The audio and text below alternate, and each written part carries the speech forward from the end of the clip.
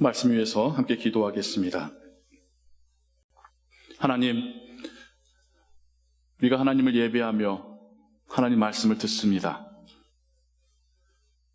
우리 안에 내주하신 성령 하나님께서 우리로 이 말씀을 깨닫게 하시고 우리 삶 속에서 이 말씀이 우리를 이끌어 가시는 하나님의 지팡이와 막대기 되게 하실 줄을 믿습니다.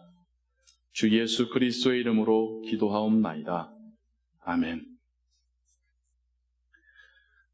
지난주에 말씀드렸듯이 우리가 하나님은 어떤 분이신지, 하나님께서 우리에게 주신 말씀으로서의 성경은 우리에게 무엇을 말하고 있는지에 대하여서 들을 뿐만 아니라 말할 수 있는 사람이 그러한 신자가 되기를 소원합니다. 그래서 오늘부터 여러분들과 함께 성경에서 그 시작에서부터 이제 그 끝을 향하여서 물론 모든 이야기들과 챕터와 구절들이 의미가 있습니다만 그럼에도 불구하고 더욱더 어떤 핵심 메시지를 품고 있는 사건들과 이야기들을 함께 살펴가 보면서 이것을 나는 어떻게 말해볼 수 있을까? 라고 하는 관점으로 여러분 함께 들으시고 이것이 내 안에서만 머무는 말씀이 아니라 나의 입술을 통하여서도 말해지고 고백되어질 수 있는 그런 말씀 되기를 소원합니다. 물론 원대한 꿈은 예배 가운데 설교 말미에는 이 말씀을 가지고 서로가 서로에게 이야기도 하고 질문도 받고 질문에 답도 해보는 그런 것까지 꿈꿔봤습니다만 또 예배라는 것은 예식적인 측면이 있잖아요. 그 안에 질서가 있고 형식이 있고 또 여기에 우리가 또 약속된 시간도 있고 또 예배는 그 안에서 질서라는 것도 있는데 어떤 이 컨퍼런스 형태로 하기에는 특별히 우리가 그런 모임으로 모이지 않는 한 또 그렇게 하는 것이 오히려 예배를 무질서하게 만들진 않을까라고 하는 그런 우려. 또 예배에 참석하신 분들은 또 다양하지 않습니까? 오랜 신앙생활을 하셔서 성경에 대해서 나름 볼 수 있고 또 그런 거에 대해 거리낌이 없는 성향도 있으신가 하면 다른 사람한테 뭐 말한 것 자체가 어떤 불편하시거나 쉽지 않으신 분들 혹은 신앙생활을 이제 막 시작하셔서 뭘 말해야 되지라고 전혀 어떤 아직은 감이 안 잡히신 분도 있는 다양한 상황에서 있기 때문에 제가 구상하는 그러한 그림은 여러분의 목장에서와 또 저와 함께하는 어떤 소그룹 모임에서 집중적으로 어떤 교육을 목적으로 모였을 때에 가능한 그런 세팅인 것 같아요. 그래서 오늘부터 이렇게 이야기해가는 내용들을 소그룹 모임과 목장에서 여러분들이 다시 한번 나누실 수 있는 그런 기회들을 만들 그런 계획을 가지고 있습니다. 그리고 여러분들에게도 제가 그래서 또 권하는 바는 이 시리즈만큼은 여러분들이 조금 정리도 해보셨으면 좋겠어요. 듣고 나서 이야기하시는 거는 한 5분, 10분 안에 이야기하시지 않는 한 기억에서 사라져버립니다. 근데 나중에 소그룹 모임이나 목장에서 말씀하시려고 하면 뭐가 기억이 나시겠어요? 여러분 주보에 보면 설교 노트라고 하는 넓은 란이 있습니다. 한번 적어보세요. 저는 여러분들이 메시지 들으시면서 설교 들으시면서 뭔가 고개 숙이고 적으시고 하는 거에 대해서 전혀 받아받지 않습니다. 여러분들 열심히 적고 기억하시려는구나 라고 이해를 하는 거죠. 그래서 거기에 적어보시고 아니면 내가 이거 또 주보에 적어도 어딘가에 잘 보관하지 않으면 날아갈 것 같다. 괜찮아. 여러분의 그 셀폰 노트나 어떤 그 공란에 필기할 수 있는 그런 앱도 있지 않습니까? 거기다가 첫 번째 주제와 성경 본문과 함께 그 밑에다가 제 설명을 받아 적으시라는 게 아니라 제 이야기를 들으시면서 여러분에게 이거구나. 내가 이해하고 내가 말해야 될 건 이거구나라는 것들이 캐치될 때에 간략하게 적어보시면 그래서 창세기 1장에서부터 우리가 이야기를 쭉 진행해 갈 때 그 이야기 사이들 속에서도 연결된 링크들이 발견될 텐데요. 그렇게 마지막 이야기까지 도달할 때까지의 어떤 이 메타 내러티브, 하나님의 어떤 큰 이야기들의 연속 속에서 중요한 이야기들을 우리가 정리해서 적어놓고 기억하고 이해할 수 있다면 이게 우리가 누군가에게 말할 수 있는 소스가 되지 않겠습니까? 여러분의 목장에서 나누실 때에도 간단하게 적어 놓으신 것만 있어도 나는 천지 창조에 대해서 난 이렇게 말하고 싶어요. 하나님이 인간을 만드셨다는 것에 대해서 난 이렇게 말하고 싶어요. 라고 하는 여러분의 언어가 거기서부터 출발할 수 있을 거라고 생각됩니다. 여러분에게 그래서 제안 드리는 바는 들으시면서 문장으로가 아닐지라도 어떤 단어나 키워드로라도 여러분들이 적어보시고 기억하시고 혹은 예배를 마친 다음에라도 한번 되짚어 보시면서 기록을 남겨보시는 그런 시간들을 이번 시리즈와 함께 가보시면 어떨까라고 여러분들에게 제안드립니다. 성경은 이야기를 하나님이 이 세계를 만드셨다라고 하는 선언으로 시작하고 있습니다. 그렇죠. 굉장히 웅장한 시작입니다. 작은 시작이 아니라 이 세상 자체가 하나님께서 만드셨다라고 하는 이야기로 시작하고 있습니다.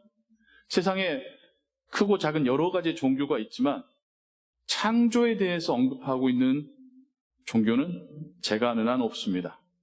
창조된 이후의 이야기들을 이야기하지 어떻게 시작됐는지까지도 말하는 종교는 없습니다.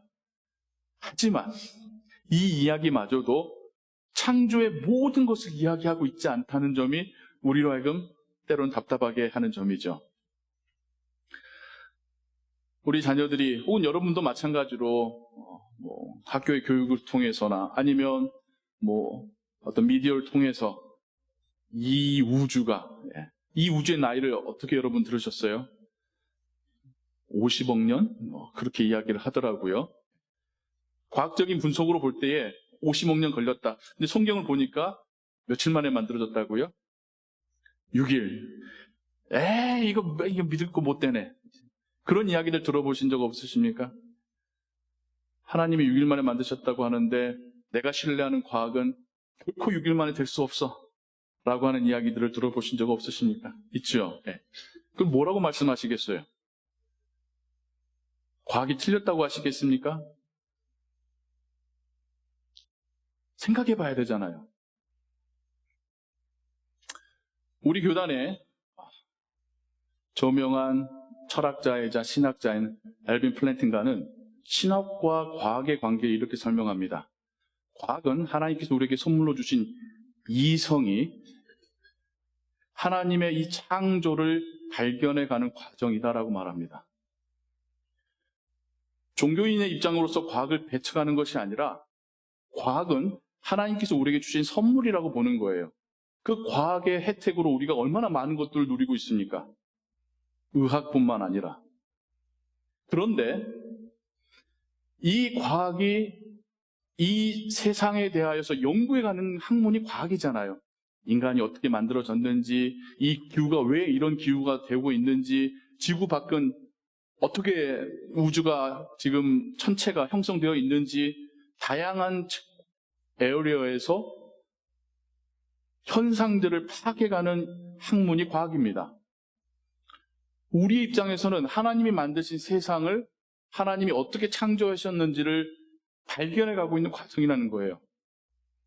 하지만 인간의 과학이 완전하지 못하듯이 아직 그들의 어떤 레벨이 하나님의 창조를 온전히 이해하는 것까지 가지는 못했어도 여전히 하나님께서 어떻게 창조하셨고 어떻게 이것을 운행해 가시는지에 대하여서 우리 믿는 자들에게 힌트를 주고 있다라고 이야기를 합니다.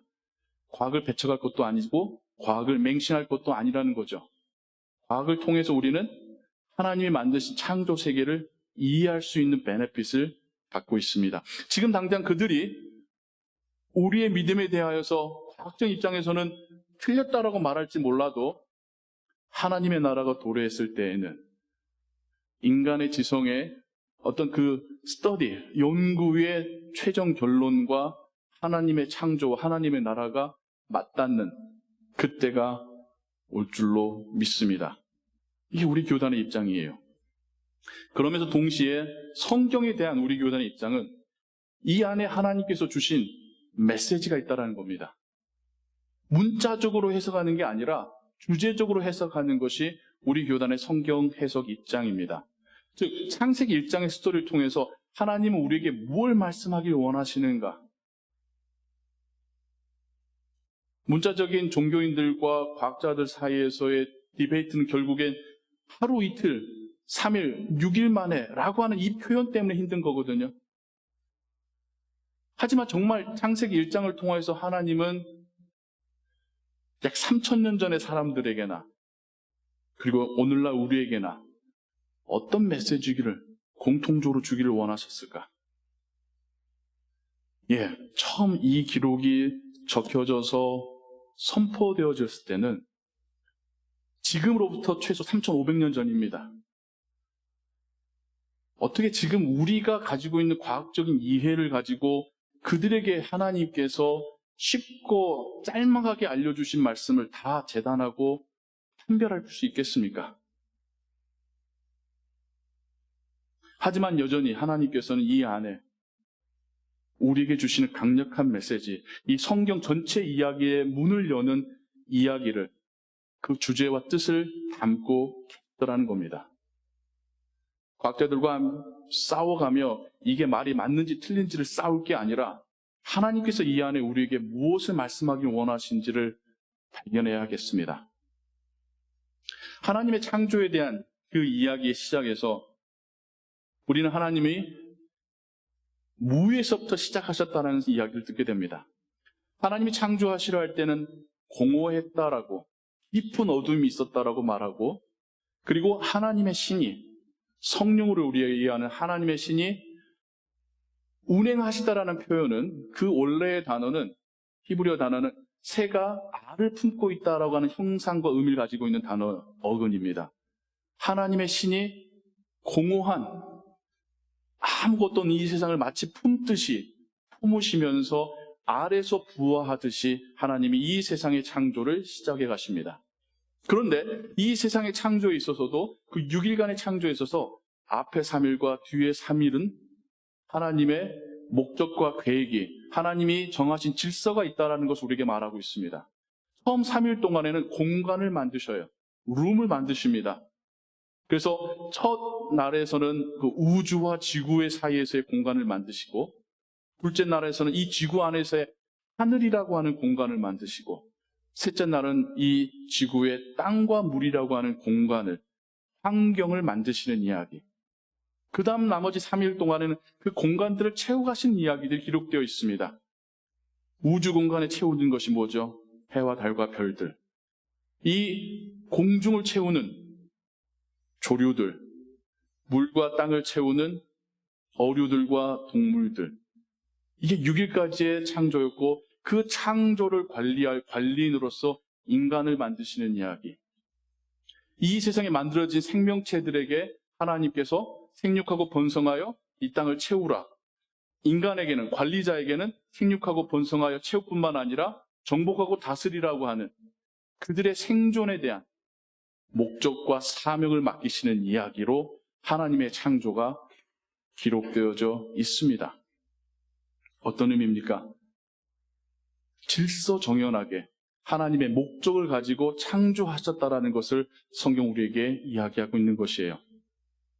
무질서하거나 어떤 목적이 없었던 것이 아니라, 우연이 아니라 하나님께서는 목적을 가지시고 질서 있게 이 세상을, 공간을 만드시고 그 공간 안에 채워 넣어 가시며 창조하셨다라는 것. 심지어 그것을 관리할 관리자까지 만드시고 그들에게 삶의 사명까지 맡기셨다는 것이 이 창조 속에 담겨진 이야기입니다.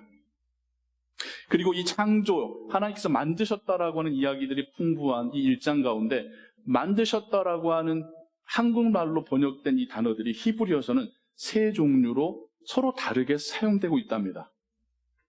첫 번째, 하나님이 무에서 유를 만드실 때는 바라라고 하는 히브리어를 통하여서 하나님의 창조를 말하고 있다면, 짐승들을 만들 때에는, 혹은 수목과 잡초를 만드실 때에는 아사라고 하는 기존의 어떤 재료로부터 만들어내시는 단어를 사용하고 계시고, 사람을 만드실 때는 야찰이라는 단어로 특별한 목적을 가지고 하나님의 신을 부어서 만드셨다라고 하는 의미로 이 세 단계의 하나님의 창조를 구분해서 말하고 있습니다. 이 자연 속에서 원재료의 측면에서 동물과 인간이 흙에서 왔기 때문에 비슷할지는 모르지만 하나님이 만드시는 그 창조의 수준에서는 서로 다르기 때문에 동물과 인간이 같을 수는 없습니다. 하나님이 동물에게 주신 명령과 인간에게 주신 사명이 서로 다르기 때문에라도 하나님 보시기에 동물과 인간은 같을 수 없습니다. 하나님의 특별한 그 계획과 질서로 만들어진 세상은 그 질서대로 운행되어 가는 것을 통하여서 하나님이 지금도 통치하고 계심을 우리에게 말하고 있습니다. 자연 법칙이라고 하죠. 우리가 살고 있는 자연 가운데 우리가 거스를 수 없는 법칙들이 있다라고 말을 합니다. 물리학 시간을 이야기하려고 하는 건 아닌데요. 철학적으로 이 세계 속에는 부정할 수 없는 법칙 중에 하나 있는데 그 중에 하나가 원인과 결과입니다. 원인이 있으면 그에 상응하는 결과가 따라온다는 것이 자연 법칙의 대표적인 법칙입니다. 한번 이렇게 생각해 볼까요? 이 원인과 결과라고 하는 법칙이 깨진다고 생각해 보십시오. 어떤 일이 일어날까요? 이 세상은 다시 혼돈으로 돌아갈 겁니다. 이 법칙이 깨지면 원인이 있으면 그 원인에 합당한 그 원인으로부터 유출되는 똑같은 결과가 있어야지 이게 정상적으로 돌아가는 거예요. 하지만 원인이 있었지만 그거에 대한 결과가 여러 개라고 한다면 말도 안 되는 혼돈이 이 세상에 찾아오게 될 겁니다. 이 세계 자체가 유지되지 않겠죠. 또 하나 철학적으로 우리가 거스를 수 없는 자연의 법칙이 있습니다. 시간은 흐른다는 겁니다. 공상과학 영화에서는 과거로 돌아가는 그런 이야기들을 많이 하죠. 아니요, 시간은 어쨌든 흐릅니다. 50억 년의 시간이 되었든 아니면 6일의 시간이 되었든 시간은 흘러왔습니다. 우리 능력으로는 과거로 돌아갈 수 없어요. 하나님 만드신 이 자연은 시간이 흘러가기 때문에 원인과 결과의 법칙과 함께 운행되어져 가는 겁니다. 지구가 이렇게 돌다가 반대로 돌거나 지구가 이렇게 태양을 돌다가 반대로 돌면 그냥 모든 것이 혼돈으로 돌아갈 뿐입니다. 또 하나 이제 물리학적으로 하는 이야기가 많은 높은 에너지에서 낮은 에너지로의 이동입니다. 그것이 이 자연 세계의 어떤 그 변화와 움직임을 설명하는 우리 인간이 발견한 자연 법칙 중에 하나인데요. 이러한 법칙들, 하나님께서 정하신 법칙들로 인해서 이 세계는 여전히 지금 돌아가고 있습니다. 그리고 원인과 결과로 우리가 자연을 파괴하면 파괴할수록 그것에 대한 회복을 위해서라도 그 대가가 우리에게 여러 가지 모양으로 찾아오는 것이겠죠. 성경은 우리에게 하나님이 이 세상을 질서정연하고 목적을 가지고 만드셨다라고 말해주고 있습니다. 거기에 더하여서 각 창조의 단계마다 하나님은 It is good 이라고 스스로 평가하시며 기뻐하셨다는 겁니다. 토브라고 하는 히브리어로 쓰여진 이 좋다라고 하는 표현은 아름답다라고 하는 말로도 번역이 되는 단어라고 합니다. 한번 제가 예능 프로에서 이걸 본 적이 있어요. 이걸 예능 프로에서 봤다는 게 신기한데 한국말로 아름답다의 뜻의 아름의 의미는 원래의 모습이란 뜻이래요. 원래 있어야 될 모습을 갖고 있을 때 아름답다라는 거예요. 그러니까 우리가 변질되다 보니까 안 아름다워지는 거죠. 가장 변질과 훼손이 덜 된 아기들은 아름다울 수밖에 없는 거겠죠. 원래 있어야 될 모양, 하나님이 정하시고 계획하셨던 그 모양으로 창조가 되었을 때에는 하나님은 하나님의 성품을 닮아 선하다, 좋다라고 하셨을 뿐만 아니라 원래 있어야 될 그 모양을 갖추었기 때문에 아름답다고도 말씀하신 것입니다. 하나님의 창조세가 이렇습니다. 하나님은 처음에 이 세계를 만드실 때에 질서와 법칙을 따라서 하나님의 특별한 목적을 가지고 아름답고 온전하게 만드셨습니다. 동물들에게와 인간들에게 주신 특별한 명령에 대해서 한번 묵상해 보겠습니다. 해와 달과 별은 제자리에서 도는 것 맞게 하지 않는다면, 특별히 동물들과 생명체들과 인간에게는 하나님께서 어떤 특별한 사명을 맡기시죠. 이건 어떤 의미일까? 하나님의 창조가 그 단계에서 머무는 것이 하나님의 뜻이 아니라 생육하고 번성하여서 하나님의 창조 세계를 채워가는 것, 그 마지막의 모습이 하나님께서 계획하신 하나님의 나라일 것입니다. 근데 그것이 어그러졌죠. 사단에 의해서, 인간의 죄에 의해서. 우리 앞으로 계속해서 보겠습니다만 그 어그러진 하나님의 계획을 하나님이 폐기 처분하지 않으시고 수정하시고 회복하시고 치료하셔서 마침내 하나님의 그 원래의 계획, 하나님의 나라를 이루어 가셨다는 이야기가 바로 이 성경의 큰 이야기가 되겠습니다. 그리고 그 이야기의 시작에서 우리에게 세계관을 말해주고 있는 겁니다. 우리가 살고 있는 이 세계는 어떻게 형성되었고 어떻게 움직이고 있고 어디를 향하여서 가고 있는가.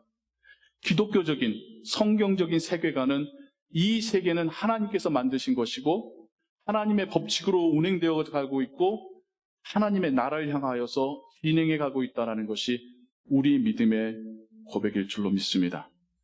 이 세계관이 우리의 모든 생각과 이해의 가장 밑바닥에서 그 위에서부터 우리는 어떤 존재인지, 하나님 우리를 어떻게 구원하셨는지, 구원받은 우리가 어떻게 살기를 원하시는지, 하나님 우리와 어떤 교제하길 원하시는지, 이런 이야기가 쌓여져 가서 하나님의 나라의 큰 그림을 만들어가는 것입니다. 하나님이 이 세상의 창조주이시고 유일한 주인이시라고 하는 이 선언, 지금도 이 세상을 운행해 가시고 하나님의 목적지를 향하여서 가고 있다라고 하는 이 세계관, 하나님이 만드신 세상이 우리에게 축복이었음을, 아름답고 온전했음을 성경은 우리에게 말하며 그것이 완전하게 회복될 하나님의 나라를 소망하게 만드는 것이 창세기 1장이 우리에게 주는 하나님의 메시지일 줄로 믿습니다.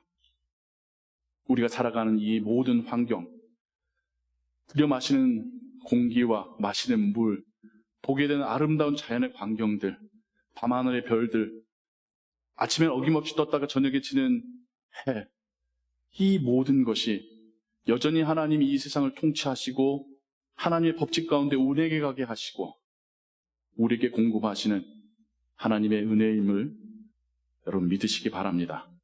하나님의 세계 속에서 우리가 살고 있으며 하나님이 포인팅하시고 우리를 인도해 가시는 그 나라를 향하여서 우리가 가고 있습니다. 하나님의 천지창조는 하나님의 주권을, 하나님의 그 뜻을, 하나님이 통치하신 이 세계를 우리에게 말해주는 성경적인 세계관인 줄로 믿습니다. 이 고백으로 또한 이 한 주를 묵상하시고 또 하나님께 감사하시고 기도하시는 한 주간 되시기를 주님의 이름으로 축원합니다. 기도하겠습니다. 하나님 우리 아버지, 하나님이 이 세상 모든 만물의 창조주이시며 주인이심을 고백합니다.